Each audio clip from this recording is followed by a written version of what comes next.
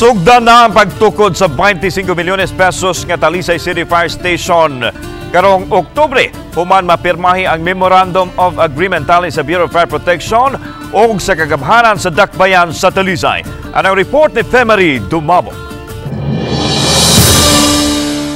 Ubos sa Memorandum of Agreement, gihatagan og 25 katuig ang Bureau of Fire and Protection nga makagamit sa luna tapad sa Talisay City Command Center.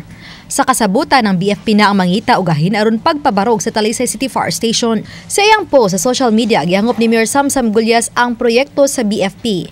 Ug iya kining gipahimutan diha sa tapad sa Command Center nga maoy gipahimutangan usab sa Talisay City Disaster Risk Reduction and Management Office ug sa City Toda. Kini aron daling makaresponde kun adunay alarma. Mapasalamaton si Attorney Alvin Torreon, Talisay City Fire Marshal, nga kun matapos na ang proyekto, aduna na sila kaugalingong fire station nga dugay ng damgo sa milabing mga fire marshal. Ang kanang nasa City Hall, since sumapail lang sa City Hall, di na ito makonsider as an independent nga fire station.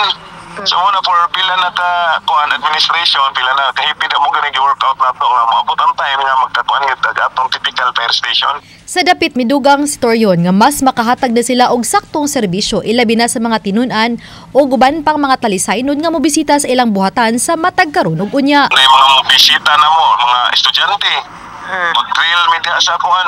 Limited man ang among paglihok kay maapektuhan man ang mga tapat-tapat nga mga opisina.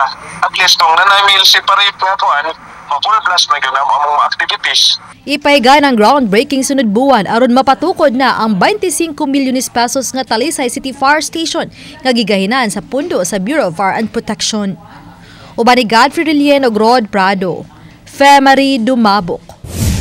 Balitang Bisdak.